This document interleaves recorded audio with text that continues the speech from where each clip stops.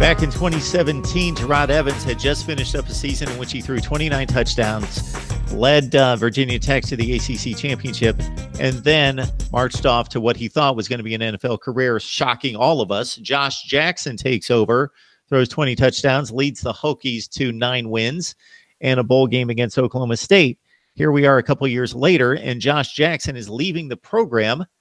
And just one of many defections for Virginia Tech football, as if you're a college football fan and you're trying to keep up with the offseason, you suddenly have something to buy into because it's almost like NFL free agency, and it's really hit hard at Virginia Tech. We've got Mike McDaniel on the line from inside the ACC Gobbler Country and ESPN at Blacksburg. Mike, boy, I don't know. We better want to finish up the segment pretty quick, or we might have another Hokie added to the list. Yeah, tell me about it. It's been a rough 24 hours here for Virginia Tech. Now, this has been a pretty tumultuous season overall as we, sit here in January and the first few weeks of the offseason. Virginia Tech goes 6-7 in 2018. It's their worst season in 26 years. This is kind of dire times for the program. Like, I don't want to make it sound like it's all completely doom and gloom, but it's been a while since a lot of fans have been this down on the Virginia Tech program, and I think rightfully so. So you have a really tough season. During that season, you lose Trayvon Hill, an all-ACC defensive end. He was dismissed from the team for disciplinary reasons. Mook Reynolds, before the season even started, was dismissed from the team. He was facing a felony drug charge. Cam Good, he was a lineman that had transferred. Rico Carney, a linebacker who was starting to emerge in the program, decided that he wanted to transfer midseason. And then you have the rash of transfers that have hit over the last 24 hours. So before we even get into those 4 additional transfers, these are all more noteworthy than the ones during the season, I guess, short of Trayvon Hill. Let's talk about the 4. Before we talk about the 4 transfers, let's talk about the coaching staff.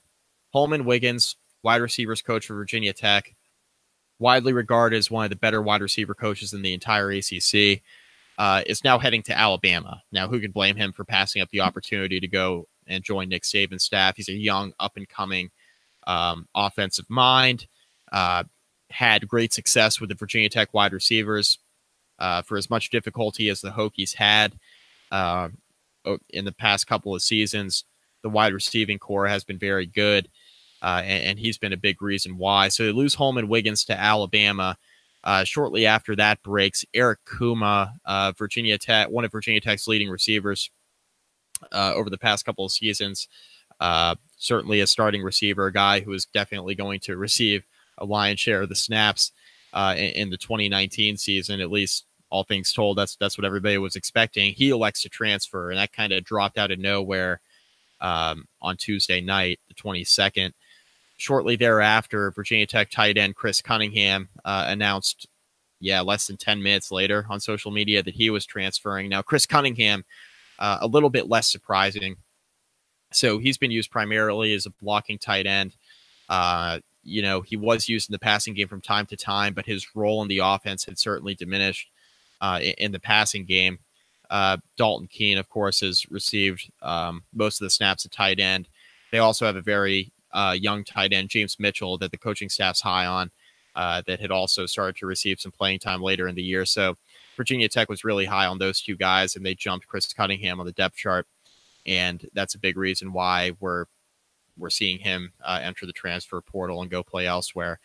And then on Tuesday, some more news broke, and there were rumors and speculation late on Monday night that there were more coming. And I was, obviously doing a little bit of research on that. The 2 names that kept popping up on Tuesday night that had not yet announced transfer were Josh Jackson and Deshaun McClease. Now, Josh Jackson, of course, like you mentioned at the start of the segment, Mark, a guy who started at quarterback his redshirt freshman season, but was very good for the Hokies, led Virginia Tech to a win in the opening game. His first collegiate start against West Virginia at FedEx Field was obviously excellent in that football game for Virginia Tech.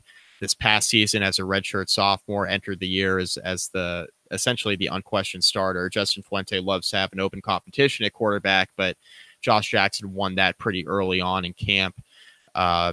He was excellent in the season opener on the road at Florida State. The thing about Josh Jackson is that while he was a very conservative quarterback in terms of the throws that he made or wouldn't make, he wouldn't take a ton of chances in the passing game, and I think that frustrated a lot of fans.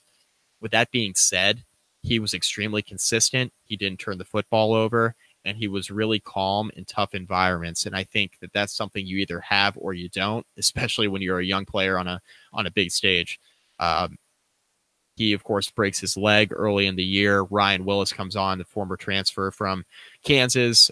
He takes over the starting quarterback job, plays very well throughout the course of the rest of the season. Of course, leads Virginia Tech to a bowl game that they would ultimately lose to Cincinnati. But you have Ryan Willis essentially returning for his senior year. You have Quincy Patterson, a former Elite 11 quarterback, a 4-star recruit that was able to preserve his redshirt status, but the coaching staff is obviously very high on him. You have Hendon Hooker, who was a high-end 3-star recruit at quarterback, providing more depth at the position. And then you have Josh Jackson. So Josh Jackson, returning from a broken leg, was far from a sure thing to gain his job back. And as is the case in college football, sometimes you could be playing really well, but if your replacement plays just as well, or if not better in some cases, it's not exactly a shoe-in, surefire thing that you'll be the starting quarterback once you're healthy again. And I think that's what Josh Jackson's concern was heading into spring ball and ultimately the 2019 season. I'm not sure he was ready or thought that he would have a fair shot at the starting quarterback job. Looking at it from the perspective of both a fan and somebody who blogs and writes about the team, I think Josh Jackson is a guy who certainly could have contended for the starting quarterback job and might have even won the starting quarterback job. But the fact that he's electing to transfer, in my mind, he's reading the tea leaves and has a better idea of what's going on and what's going to happen heading into spring than I do. So Josh Jackson elects to leave.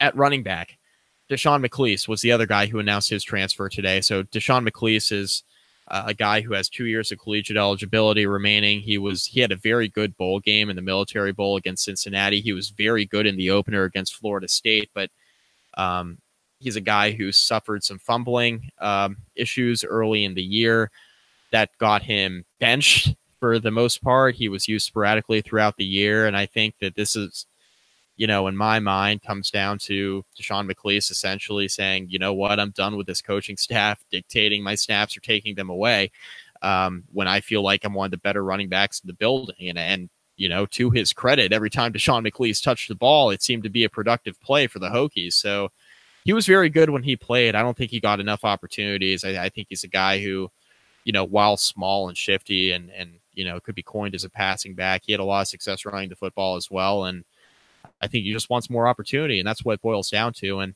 unfortunately for McClease, this was a year heading into 2019 where I think that he could have had more production because, Stephen Peoples is moving on, and he's a guy who was sitting in front of Deshaun McClease getting most of the snaps. I think Deshaun McClease would have entered next year with a great shot to be the starting running back, but I think it came down to his relationship with the coaching staff maybe not being what it once was, and at the end of the day, he's moving on as well. So I say out of all the players who have recently announced, the one that's most surprising is Eric Kuma, just because it came out of nowhere. Everybody was expecting him to be back. He was one of the best receivers on the team this past year, was expected to have a major role in the offense.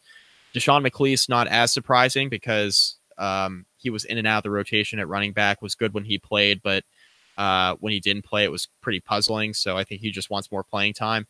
Chris Cunningham at tight end, not a huge surprise because he was passed on the depth chart by some younger players, wants to use that graduate year elsewhere with his remaining year of eligibility. And again, Josh Jackson, well, I think he did great things for Virginia Tech. I think he was a very good quarterback. I think the writing was on the wall. It's a tough quarterback room. The Hokies are fortunate right now at this present time to have a lot of depth at the position. And, Jackson transferring is not a huge surprise. I just think it opens the door for, Ryan Willis to be the starter again in 2019 and for us to see a little bit more of Quincy Patterson, a guy that a lot of fans and coaches are high on. As you mentioned, Mike, it's odd to see that a running back has its two best games in the opener and then in the bowl game. So 13 carries, 77 yards in the big win against Florida State to get the team and the season off and running. And then we find him after going through the bulk of the ACC schedule, the most important games, carrying the ball 5 and 6 times a game. 13 carries for 102 against a very good Cincinnati defense, a game in which Virginia Tech at times ran the ball at will. Eric Kuma coming off a productive 42-catch season with 7 touchdowns, 70 receptions in 2 years in Blacksburg. Mike McDaniel inside the ACC, Gobbler Country, and ESPN Blacksburg joining us on a regular basis to break down Virginia Tech and the ACC. Mike, we appreciate you stopping by. Thanks, Mark.